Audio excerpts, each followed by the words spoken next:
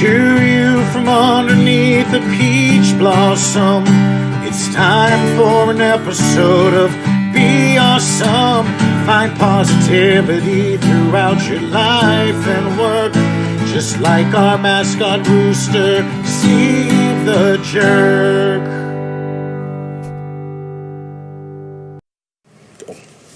This is Be Awesome podcast episode number 32. And you might not recognize the voice, but my name is Trachtman, and I'm honored to be the guest on this podcast.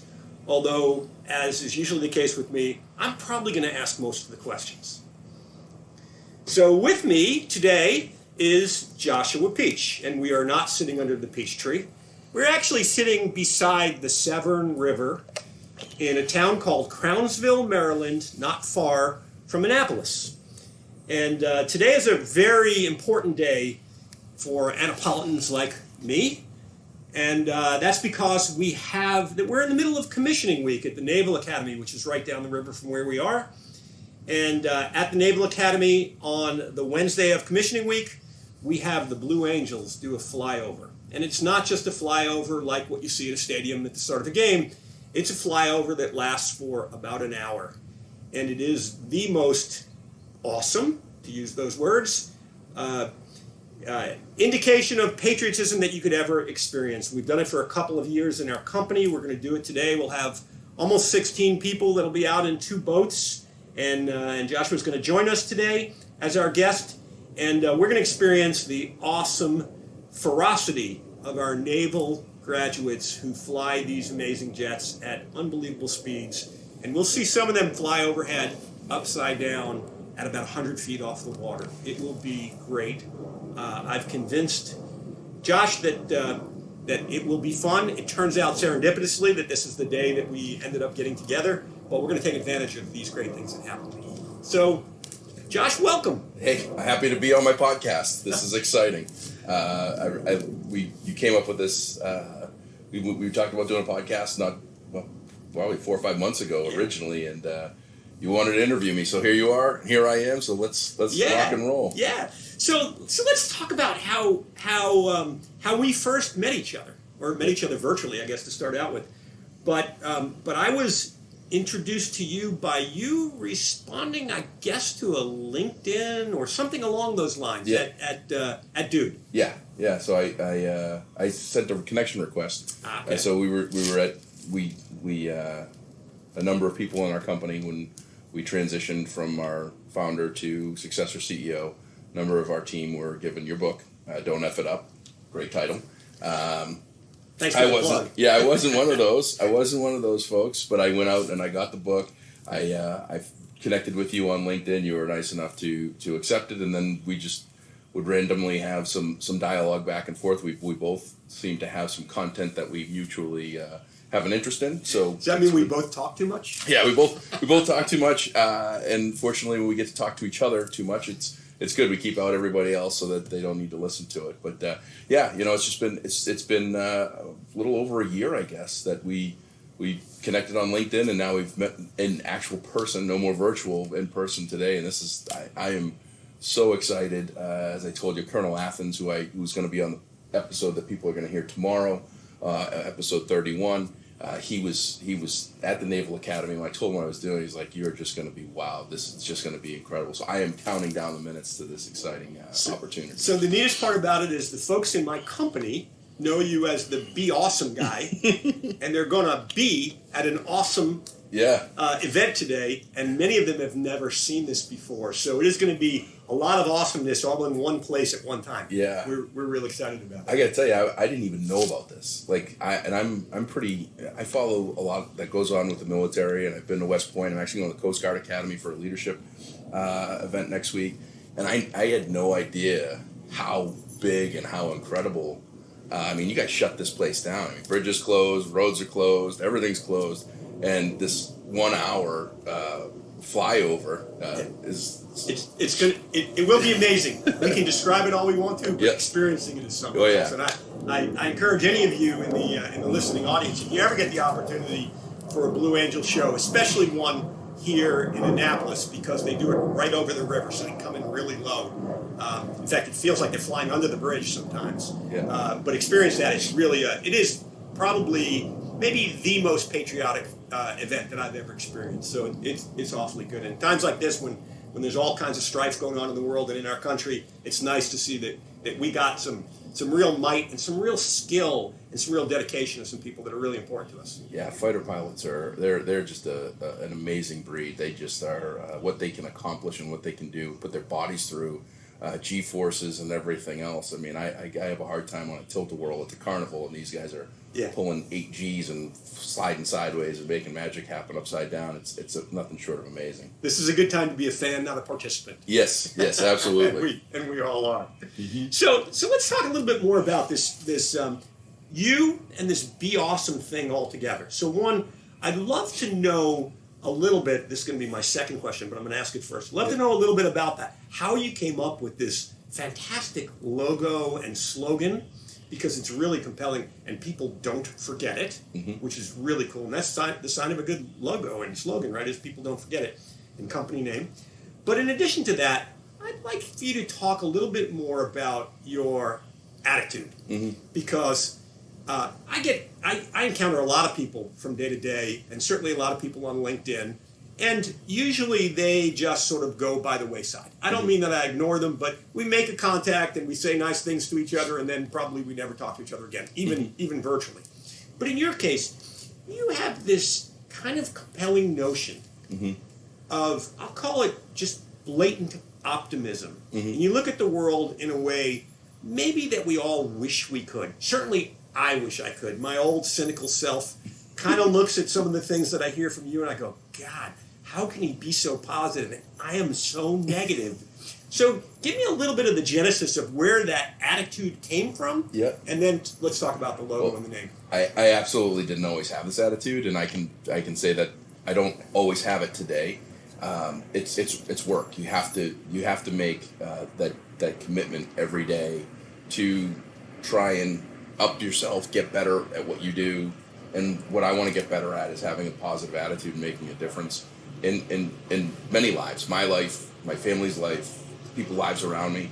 I kind of hit the attitude idea, and a lot of what's happened was I started down this path of becoming a public speaker and a corporate evangelist about 5 years ago, and my life changed dramatically from, and you and I talked about it in the car this morning, went from being a road warrior in my car to being an air warrior in planes. And there was just so much, almost every encounter at the airport was negative. It was, people were upset, they missed their flights delayed, mechanical problems, not mechanical problems, whatever it was, but there was tension and stress, and I was taking it, I was letting it camp out inside of me, and then I was putting it out to the world, and at some point I was just like, this is not fun, this isn't the way that life is supposed to be. So I start to do things, as I share with you, I try to wake up as many mornings as possible and find something funny as quick as I can. Something to laugh at. It might be something I laugh at myself about. It might be something I saw on TV. So today it might be my boating skills. Yeah, it might be your boating skills, yeah. Well, no, today what I was going to laugh at, even though I would have felt bad, was you trying to get my lottery ticket. For those of you that if someone wins $288 million in the state of Maryland today, and it's not me, something is wrong, because we went down to the dock to open up the boats for this event. Well, wait, let's talk about where we got the lottery ticket this morning at 8:30. Yo, that's even better. We got the lottery tickets at this liquor store at 8:30 in the morning. 8:30 in the morning, and and you gotta say what? How did he say it? Because that was the funniest thing. Yesterday was better. Yeah, so we the day before the Blue Angels do their performance, they actually practice. And I went in this morning at 8:30, and we were surprised to see the doors open to the liquor store, although in Crownsville, Maryland, probably they're open 24 hours a day. I'm not sure. At least this place is. And I said to the proprietor, I guess today is going to be a big day, sort of commenting about why the doors were open at 8:30 this morning. And he said, nah, yesterday was a better day. Well, that's an interesting phenomenon, right? So he doesn't even know what's going to happen today yet. He thinks yesterday was a better day. Kind of contrary to your belief. Yeah. Today you want to make every day better than the last. So how did you end up with this lottery ticket? So so we got our ice and a beverage, and I told him I wanted to be $288 million richer. I got a $2 lottery ticket, put it in my pocket, and we go down to the dock, and I go to pull my phone out of the pocket, and the lottery ticket falls out and goes into the water. And so I'm staring at it, and there's a part of me that just says, that'd stink if that was a winner, and just kind of letting it go. And Les just jumped onto his boat, hung off the side. I asked him if he had a pole or something to grab with. He said, no, I don't think I'm going to need it. And his 3 points of touch on the sailboat at all times was right out the window, and I'm not even sure that he had 3 fingers of touch on the boat. And I'm sitting there saying, this is going to be one of the most miraculous saves of a lottery ticket in history, and if he falls in, I don't know how I'm not going to laugh. But we've retrieved the lottery ticket. It's sitting on the table drying, and if someone wins in Maryland and it's not me, something is wrong with the lottery system. I'd say even if we get $10 back on that ticket, it's well worth the story. Well worth it, absolutely. But back to the attitude thing, I think that so many times in our life we have instances or occurrences, and most of it's professional, where there's a situation that we just immediately go to the worst case scenario, right? So we've had a number of them over the last year that I've shared a couple with you, and we immediately kind of go to the worst case scenario. But what happens if we think about the best case scenario? What happens if we treat it as something good until we really know what's something bad? Today with social media, today with people just generally immediately going to the worst case scenario, we put ourselves in our own worst predicament, and we really don't even know anything. Fake news. I mean, talk about fake news. People believe what's on Facebook. Like, you read something on Facebook, and that's truth. It's not. Most of it isn't. I'm going to have to change my social media profile. Oh yeah, absolutely. Maybe I'll put some darker hair on me. Yeah, I mean, it is. It's like, but I tell people, and I always say, if you go on social media and you see someone that has this perfect life, it's not perfect. Nobody's is. And you just have to take the best of what you have and work with it. And, that's what I try to share with people and in my talks. And the Be Awesome, to the second part of that, the Be Awesome came out. I do a lot of talks at schools, and originally it was like a periodic element, table of elements. Google's got a list of the words that you can make with the periodic element table. Be Awesome isn't one of them. Are You Awesome isn't. Being Awesome, thanks Aaron Ralston for that one. And Super Awesome, which are all ones that I own. Happy to say that I've got my PTSO approval, so I can say that it's trademarked and it's owned by me. When I started a couple of years ago, I wasn't feeling too awesome about myself, and this coworker brought me a notebook just before I spoke, and it said, "Wake up and be awesome." And it was just kind of, I always tell people, be awesome. I've been doing it for years. And so I found the t-shirts. I found some t-shirts that were made in China or someplace, and I had them made, and we started wearing the t-shirts. And then I have a couple of really, they're mentors, but they're more than mentors in my life. And one in particular that I've just been able to just learn so much from called me. Is like, I was going to do this. I think I told you I was going to do the book. If you don't hear, the whole premise of Be Awesome originally was to write a book, and the idea behind before Be Awesome was the book was going to be titled If You Don't Care, You Don't Count, and it was really a book that was probably going to be insulting to the sales profession as a whole. But it was the importance of it. If you're in sales, you have to care about what you do. You have to understand the value that you provide, and you have to execute in the best intentions for your company and for your client. And most people don't do that. But I realized very quickly that I was going to insult my hopeful buyers of the book and the people that would want me to speak at their companies. So I was struggling, and so this mentor came to me and called me and said, "This is it. You've got it. You wear the shirt. You do it every day. Be awesome. The essential elements to kicking ass." I'm like, wow, that's just crazy enough to work. And it's something I've already got a little bit of a foundation on. Why the hell not? And so June 18th, contacted LegalZoom, did my LLC. June 19th, I got the approval paperwork back. Going to have to get LegalZoom to be a Just sponsor. 2 weeks later. I think so. I think my $500 renewal with the state of Massachusetts is coming up. Maybe they could give me a few bucks off on that. I know Joe Rogan uses them, and I know he's got a promo code for 10% off. I'm wondering if I can get one too. But I'm going to have to be your agent. We'll talk about you getting some positive payments out of that. Sponsorship negotiations. If it's not monetized, it's legal work at a discount. But yeah, it clicks and it's nice. Great. And having a lot of fun. So I feel that the sort of the effort, the work that has to go into the positivity, on a daily basis, and it's really not something that's easy. So how do you wake up in the morning and force that to happen? Yeah, it's a mindset shift that you have to have. Do you have a hook? Is there something that you touch your arm in one place and say, okay, that's what I need to do? No, you just remember it. I'm surrounded by just such incredible people. I had this no jerk rule. So I used to, so up until about 3 years ago, I had people. But you're relieving that today. Oh yeah. I'm allowing one or two in every once in a while. When the jury's still out, I give the benefit of the doubt. But no, I had some toxic. I had a number of toxic people in my life. And I talked about this again on the podcast yesterday about selfish and selfless. I had some really selfish people in my life that I allowed to engage. This whole movement, me wearing this shirt every day, like when I walk up to someone and my shirt says "Be Awesome" on it, a person that's not awesome typically isn't going to engage with me. So it's almost like I have a force field around me when I have this shirt on. It really is almost like a superpower because I don't have negative people that really engage, and the ones that do, I had one that I shared a couple of weeks ago at an airport in Pensacola, where this person was just really negative and angry and yelling and making everybody uncomfortable. And I walked up and I said, "Hey, we're all going to get home. It's not going to happen any faster based on your behavior and your attitude." And he stopped and looked at me and shook my hand and said, "Thank you. You're right." And so, the no jerks in my life, you can't avoid them all.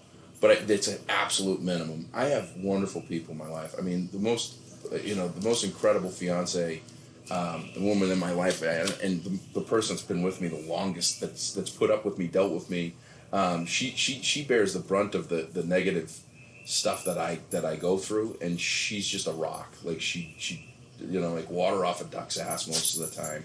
And when it's not, it's probably well deserved that I. So when you're home, she at least makes sure to keep you positive. Oh yeah, she does her best job at keeping me positive, but also she gets a lot of what I'm doing and the stress and the pressure on it, because you have to be, when I'm out, you're on all the time, and that's a lot. Like you have to be, you can't not be awesome if you're promoting the awesome. So one of the things that impacts me on a daily basis, because I can tell you very honestly that a guy running a small company and doing a bunch of work outside of that as well, it's really hard to wake up every morning and say, okay, well, I'm going to be really positive today, especially after some customer just did something that wasn't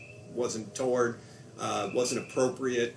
Some employee didn't show up when they were supposed to. It's very hard to be positive. But I can tell you that you have a knack of posting on LinkedIn and always being at the top of my screen every day. How do you do that? Because when you do, I snap into that's my link to the, okay, well, I got to be positive today. Yeah.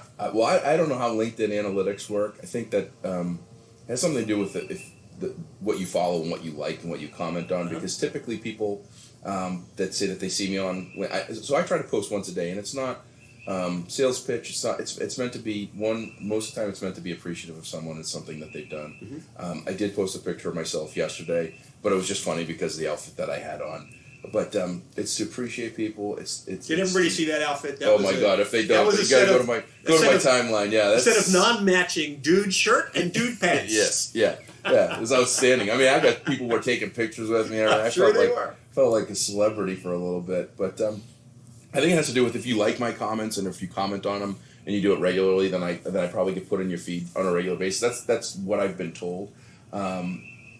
I have a lot of people that will go to my page, so they'll purposely go to my page, pull my timeline, and then look at it. And I think that over time cycles through. But my typical posts will get anywhere between. Amazingly, I've had some posts. Nick Rosati, the 18-year-old kid that's graduated high school that came and did reconditioning started a reconditioning business and reconditioned my truck. So, that post has almost 100,000 views. That's amazing. So it's like I look at that. All these people are talking about doing videos and doing all this stuff.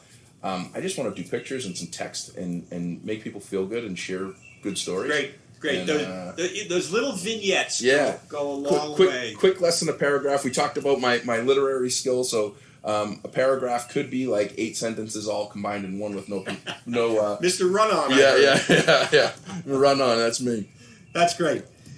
So today, you're going to meet a set of people from my company who have never met you before. Yeah. They know of you because they have some really neat coffee mugs in the office, and they've seen the shirts, and they call you the Be Awesome guy. So what do you recommend in terms of me trying to get the spill off of your positivity to them? Is there some engagement that we might do today? I mean, they're all going to be very happy because they're not in the office today. Oh, yeah. I mean, having your CEO have you out on the boats, going on the river, watching the Blue Angels, I don't know how you can not be happy. I think that the biggest thing that, and to kind of backtrack with what you have, and I think that you're a pretty modest guy as far as what you do and how you do it, but I mean, you're a CEO that you have an incredible amount of weight on your shoulders. When I was a sales leader, I had weight on my shoulders of my team that their paychecks. I had to make sure that I was providing with the tools and the resources to do their job well, for them to get a paycheck to feed their families, and those families that we're feeding are also supporting their community. And I'm sure that you look at all of that stuff, and I can't imagine the weight that you've had on your shoulders over the course of your career of 35 plus years of being now you're saying how old I am. Well, I didn't say how old you were. You started early. I just told you Nick Rosati started when he was 18. So, I was 5. Yeah. But I mean, you have impact. You have a mission to impact people positively that has a huge financial consequence one way or the other on the decisions you make. That pressure, that's hard not to. I mean, hey, I made a bad decision yesterday. That's great. Let's move forward. I mean, owning it is, as Clifford Stewart, the director of First Impressions at Hampton Inn, says, claiming it. Claiming your mistakes, claiming and owning what it is that's happening, and then moving forward with it. And I read a post yesterday that this is what I try to do is, when something happened yesterday, nobody wants to hear about how it happened or what happened or why it happened. People want to know is how do you fix it, and that puts a lot of pressure on people, and so that's hard. And I can't put myself in your shoes.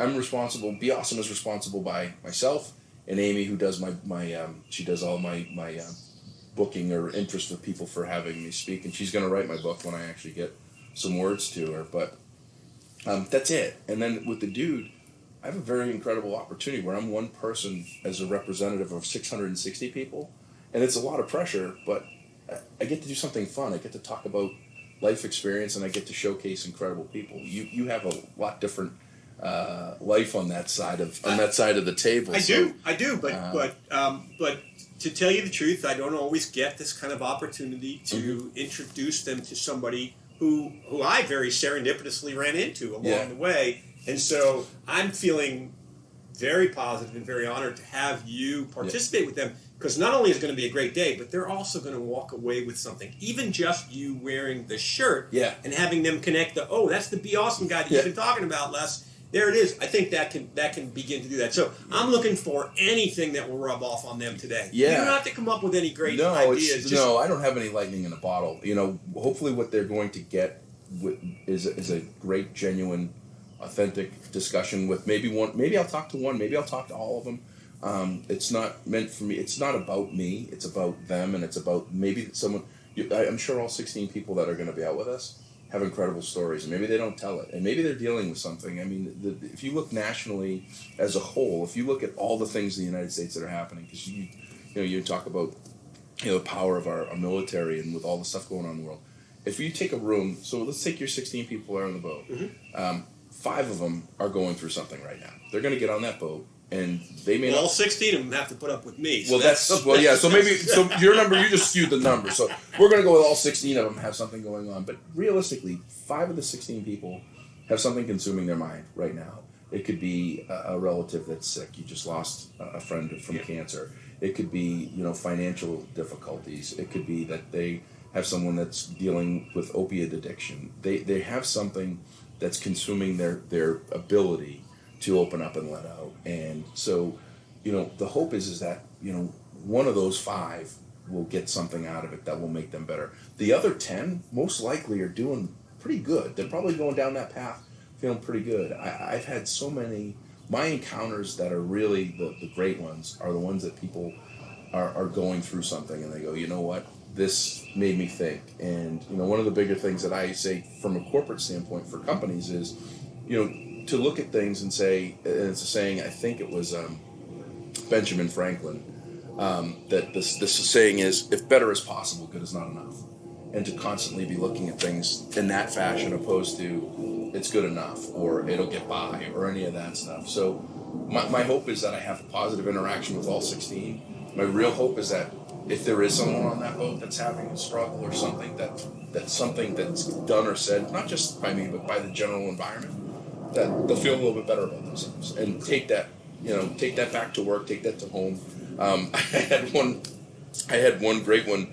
I'll tell the story because it's just fantastic and just my shock factor. I actually had a coworker that sat in my Life as a Dude, my day job at Dude Solutions. I did Life as a Dude. I've been there for 15 years. I talked to a couple hundred folks and I got some really great feedback. And one of my team members actually said, I went home and I was so excited. I told my husband, he's got to quit his job and he's got to do this, he's got to do that. And so I didn't hear anything back and I didn't know how to really respond. I responded in the email. I was like, hey, that's great. I really appreciate it. But I don't think I was necessarily saying that somebody's going to go quit their job, because that could backfire really bad.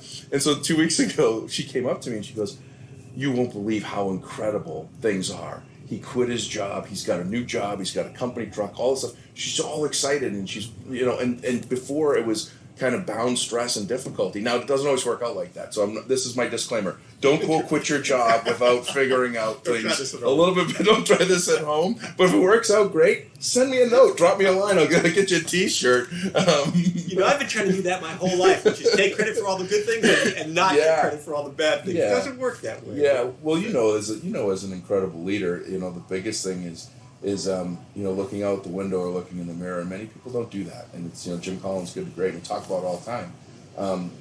We as people and great leaders and people that we want to see succeed and be happy, we can't look at ourselves and take credit really ever. We have to really look and say, you did a great job. I had another one, not to segue the story, but I had another great text from someone that he had it all. He had all the talent, all the skill.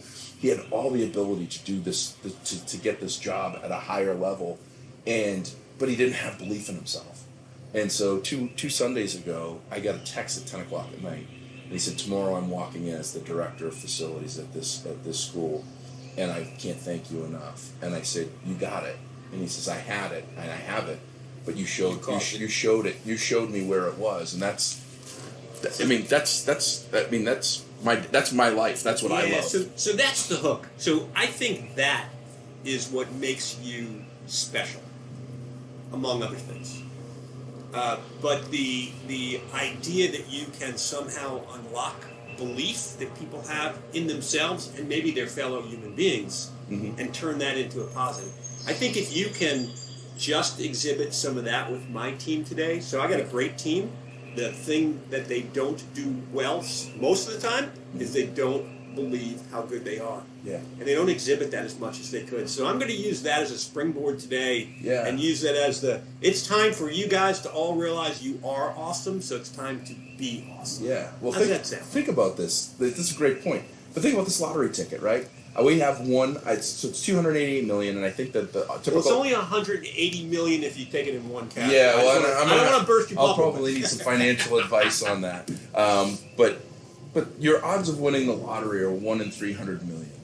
What are the odds of being a human here? And I don't want to get trippy and weird about it, but think about the lottery that you hit to be here, to be alive for one life, and have the opportunity to make the most of it.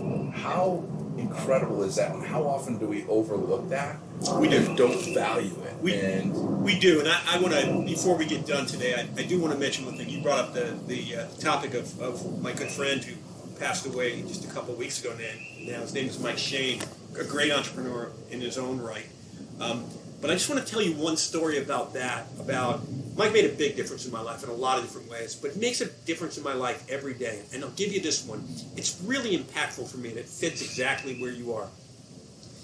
So I was preparing for today, and I had to, for those of you who own a boat, you know that there's a ton of work, especially after the wintertime, getting the boat ready.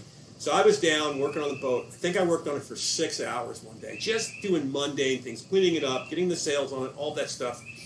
And I happened to have a picture of my friend Mike on the boat, because he was sick he had cancer for about a year, and he wasn't able to come out on the boat last year with us. So I created a popsicle stick with his face on it, and I had each member of the crew hold it in front of their face. And I said, Mike, you're with us. Mm-hmm. And that was what we did last year. So he's still on the boat today, even though he's now passed away. And I picked my head up from, I think I was scrubbing the floor at the time, picked my head up, and I saw Mike's face. And at that moment, I said to myself, you know what? I'm glad to be alive cleaning the floor today. Mm-hmm. And that was such an impactful thing to me, because I said, he's not. And I might be, I got to clean the floor today on this boat and all that, but I'm here doing it, and I wish he was with me. Yeah. And so I felt like the glad to be alive kind of thing happened to me that day, and I'm going to keep his face on my boat, so I'm going to be glad to be alive every day. Yeah, that's, and, one of the things that I learned, I think it was Chris Del Torio that pointed out to me a long time ago, was taking have to get to. Instead of saying you have to do something, say you get to do something, and that's right in line with that. Is, I have to do some pretty crappy things in my day, but I get to do it, and changing that, I get to sit, I laugh, I laugh, and I'll send pictures when I'm flying coach. Oh God, that's terrible, right? Because I fly so much, I do get upgraded sometimes. And every time I fly coach, I take a picture and I show the no leg room and all this stuff. But, I could look at sitting in the center seat in the back of the plane, which I do pretty often, and look at it and go, well, this stinks. I've got executive platinum status and da-da-da-da-da. And look at this seat and how terrible it is. But you know what? I get to sit in the middle seat with a person on either side of me that I've never met, that I may never meet again, that I might not know is someone that is of value in my life. And I wouldn't get that opportunity if I was sitting in first class. And I get that couple of hours, and I get the opportunity to be on a plane that so many people have never going to get. There's people that will never get the opportunity to fly anywhere. Yeah. And here I am. So changing your mindset, and that is perfect. I mean, and sometimes people don't see that opportunity until it's too late. We all don't until something happens. Unfortunately, we don't. Yeah. But you're an exception to that, because you're gonna make that happen in a lot of people's lives. I love this everybody's got a story mentality. I think everybody does have a story.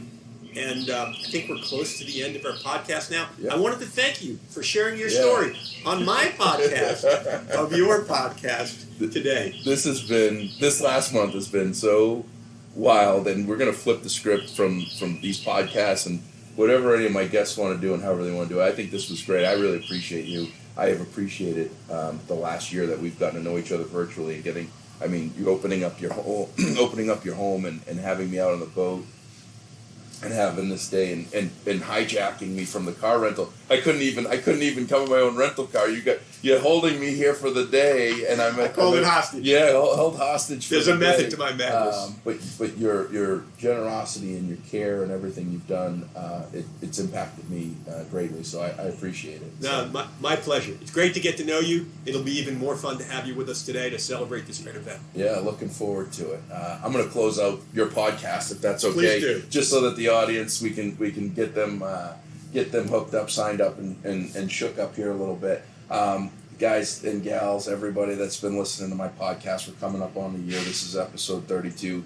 I'm hoping to have 40 by June 19th, which is the 1 year anniversary. It'd be awesome. I couldn't have been made possible without your support and your encouragement and your kind words. As always, if you do feel so inclined, and it does whatever you do, however you do it, if you can rate and review, my podcast is in I think the top 2%, depending on which analytics you follow and read. I've got thousands of followers according to Google Play, and if you can do a rating and review, that helps my numbers as far as visibility. I would greatly appreciate it. I'll tell you what, I gave 10 of Les's books away. It's the title of it is Don't F It Up. It is a book on really it's to educate the CEOs and successor CEOs and how to work together and transition.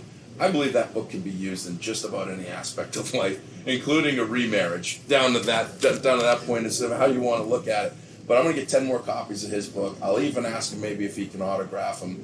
But if you do a rating and review between now and June 19th, I'm going to throw one of those books in with a shirt, coffee mug, or hat as a bonus for him doing this with me today, because I think this is just going to be a life experience that I won't forget for a lifetime. So in the meantime, if you want to be awesome, you got to deal awesome. Thanks again.